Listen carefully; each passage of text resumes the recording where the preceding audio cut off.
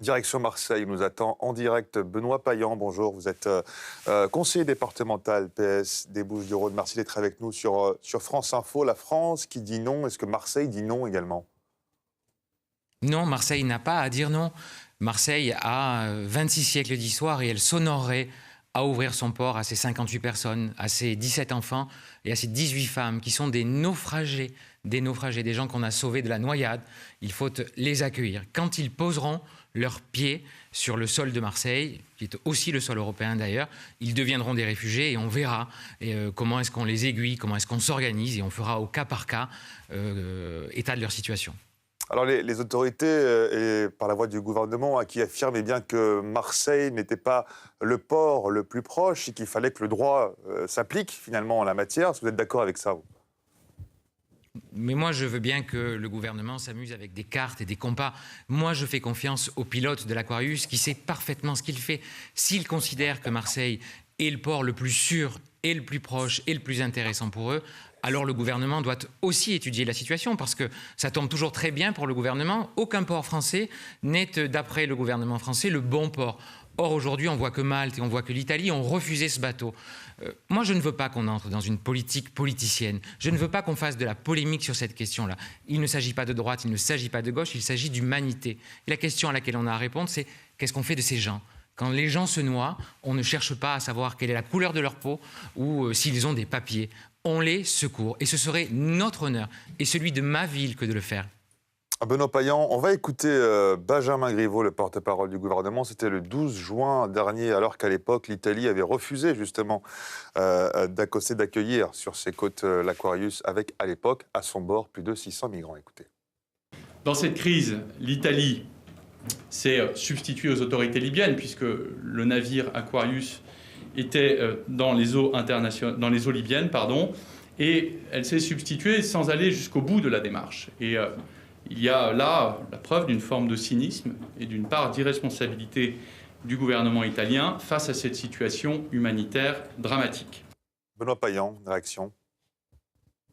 Benjamin Griveaux a raison, monsieur le ministre a raison de dire qu'il y a beaucoup de cynisme dans le gouvernement italien. Je ne voudrais pas, par symétrie des formes, qu'on puisse reprocher à mon gouvernement, même si je ne le soutiens pas, de faire preuve de cynisme. Encore une fois, on est face à une situation exceptionnelle, face à un drame, et face à ce genre de situation, on prend ses responsabilités. On ne se réfugie pas derrière des cartes, des compas ou le droit international. Évidemment qu'il faut le respecter, évidemment qu'il faut faire confiance à celles et ceux dont c'est le métier, mais d'abord, on secourt des personnes de la noyade et de la mort.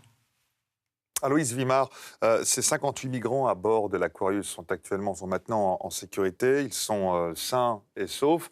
Est-ce que vous comprenez finalement la difficulté pour l'exécutif de trancher sur cette question sensible des migrants, puisque, comme l'Espagne l'a fait pour l'Aquarius avec ses 600 migrants, d'accueillir ces naufragés, c'est une position politique extrêmement lourde à prendre, puisqu'elle enverrait un signal finalement aux migrants que qu'ils seraient à même de venir sur le territoire, comme ça a été le cas pour l'Espagne. On l'a vu, après l'accueil de l'Aquarius, il y a eu un afflux de migrants beaucoup plus important qu'avant. Bien, je ne le crois pas du tout.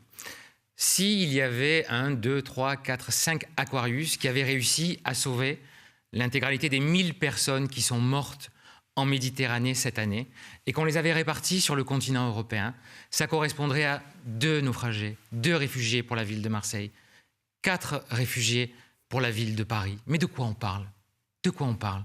On parle d'un continent de 520 millions d'habitants. On parle d'un des endroits les plus riches de la planète, et on est en train d'ergoter, de mégoter pour si peu de gens, pour si peu de cas. Mais on parle de vie humaine. On ne parle pas d'afflux massif, on ne parle pas de submersion migratoire. Qu'est-ce que ça veut dire? On a laissé des gens mourir en Méditerranée.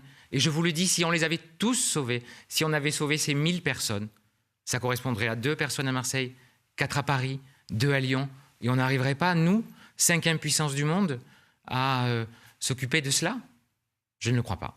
De ça, il faudrait encore que l'Aquarius puisse poursuivre sa mission, puisque sa mission elle-même est mise en danger. Benoît Payan, on sait que le pavillon de Panama va être retiré. Quelle solution pour ce dernier navire humanitaire qui sillonne la Méditerranée? Là encore, permettez-moi de dire un mot sur le Panama, ce paradis fiscal qui finalement fait plus de cas des fraudeurs que des sauveteurs, quand même. C'est absolument inique cette situation et que les gouvernements restent bras ballants devant la manière dont fonctionne le Panama, moi ça me heurte. D'ailleurs, j'appelle le gouvernement à prendre ses responsabilités. Il appartient à la France, mais aussi à l'Union européenne, de trouver immédiatement une solution pour que l'Aquarius ne soit pas dans cette situation incroyable de bateaux sans pavillon. Ne pas battre de pavillon en Méditerranée, c'est juste improbable. Vous vous rendez compte que c'est le dernier bateau qui sauve des gens en Méditerranée. Il n'y a plus que l'Aquarius pour aller chercher des gens en détresse, des gens qui meurent. Notre responsabilité, la responsabilité de l'Union européenne, du pays, c'est au moins de lui apporter les garanties pour que ce bateau puisse continuer à naviguer. Au-delà du fait des 58 personnes que moi, je veux qu'on sauve tout de suite d'ailleurs. Il va falloir penser à la suite. Merci infiniment, Benoît Payan, conseiller départemental PS des Bouches-du-Rhône, d'avoir été avec nous en direct sur France Info. Merci également aux équipes de France 3 à Marseille d'avoir assuré ce duplex. Vous restez avec nous, direction Radio France, l'essentiel en 90 secondes. On se retrouve juste après. À tout de suite.